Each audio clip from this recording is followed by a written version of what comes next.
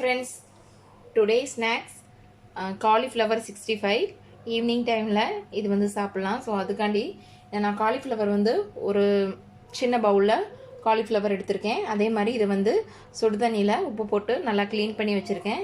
இப்போ இதுக்கு தேவையான பொருட்கள் என்னென்னு பார்த்துடலாம். ஃபஸ்ட்டு வந்து கரம் மசாலா வந்து ஒரு 1/4 ஸ்பூன் போட்டிருக்கேன். அதுக்கப்புறம் மிளகுத்தூள் அது ஒரு 1/4 ஸ்பூன்.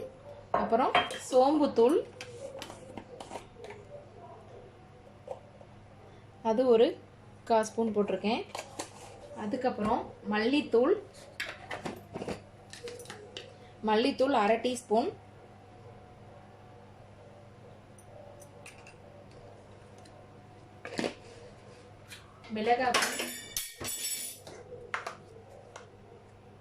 மிளகாத்தூள் காரத்துக்கு ஏத்தாப்புல போட்டுக்கோங்க. நான் வந்து 1/2 ஸ்பூன் போட்டிருக்கேன். அதுக்கப்புறம் இஞ்சி பூண்டு பேஸ்ட்டு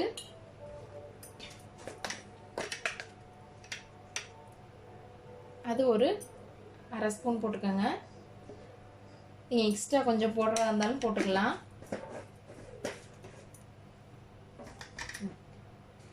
ஜீரகத்தூள் அது வந்து ஒரு 1/4 டீஸ்பூன். அப்புறம் இதுக்கு தேவையான அளவு உப்பு போட்டுக்கோங்க. உப்பு கொஞ்சம் கம்மியாகவே போடுங்க, சம்டைம்ஸ் கூட வந்துடும். அதனால் உப்பு அதுக்கப்புறம் மசாலா எல்லாம் மிக்ஸ் பண்ணிவிட்டு அதுக்கப்புறம் பார்த்துட்டு போட்டுக்கோங்க. ஸோ இதுக்கு தேவையான அளவு உப்பு போட்டாச்சு. அப்புறம் இதுக்கு ஒரு 1/2 லெமன் வந்து வச்சுருக்கேன், அதை பிழிஞ்சு விட்டுக்கலாம். நீங்கள் வினிகர் கூட ஆட் பண்ணலாம், பட் வினிகரை விட லெமன் வந்து ரொம்பவே டேஸ்ட்டு நல்லாயிருக்கும். அதே மாதிரி ஃப்ரெஷ்ஷானது வேறு. இப்போ இது எல்லாத்தையுமே நல்லா மிக்ஸ் பண்ணிக்கலாம்.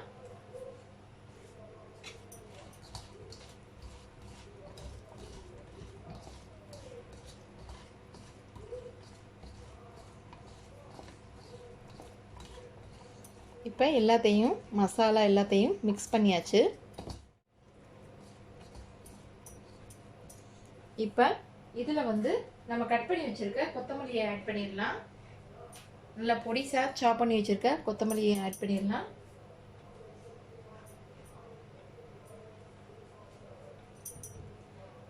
அடுத்து கடலை மாவு வந்து இதுக்கு வந்து நான் வந்து 1/2 ஸ்பூன் ஆட் பண்ணுறேன்.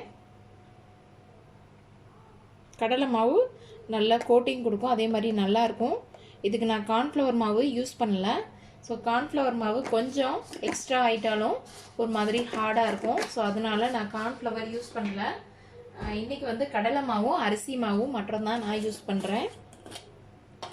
நல்லா கிறிஸ்பியாக நல்லாயிருக்கும். கடலை மாவு 1/2 ஸ்பூன்னா நீங்கள் அரிசி மாவு 3/4 ஸ்பூன் எடுத்துக்கோங்க.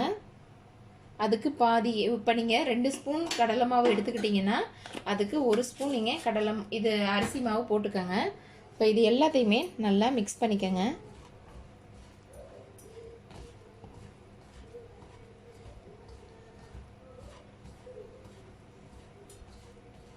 இப்போ இதில் லைட்டாக ஒரே ஒரு சொட்டு தண்ணி தெளிச்சுக்கோங்க. ஸோ அப்போ தான் இந்த மாவு நல்லா மிக்ஸ் ஆகும். இப்போ நான் கொஞ்சமாக தண்ணியை ஊற்றிக்கிட்டேன். இப்போ இது ஒரு 10 நிமிஷம் ஊற வச்சுருங்க. இப்போ வந்து நம்ம வந்து எண்ணெயை 10 நிமிஷம் கழித்து ஹீட் பண்ணிக்கலாம். இப்போ ஆயில் நல்லாவே சூடாயிடுச்சு. நம்ம வச்சுருக்க காலிஃப்ளவரை ஒன்று ஒன்றா போட்டு எடுத்துக்கலாம். நல்லா ஹை ஃப்ளேமில் வச்சு போடுங்க.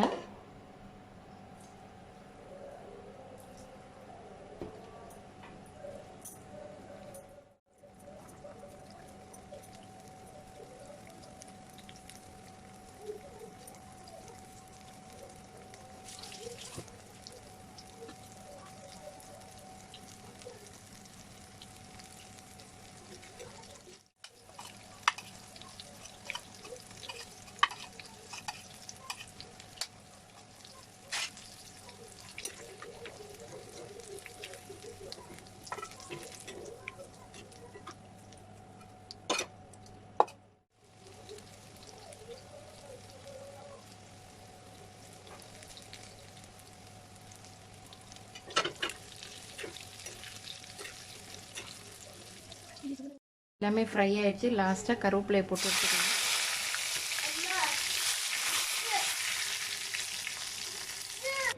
ஓகே ஃப்ரெண்ட்ஸ், ரொம்பவே சூப்பராக ரெடி ஆயிடுச்சு. ஓகே ஃப்ரெண்ட்ஸ், காலிஃப்ளவர் 65 ரெடி ஆயிடுச்சு. கண்டிப்பாக நீங்களும் ட்ரை பண்ணி பாருங்கள். இந்த வீடியோ உங்களுக்கு பிடிச்சிருந்துச்சுன்னா லைக் பண்ணுங்கள், ஷேர் பண்ணுங்கள், கமெண்ட் பண்ணுங்கள், மறக்காமல் சப்ஸ்கிரைப் பண்ணுங்கள். தேங்க்யூ.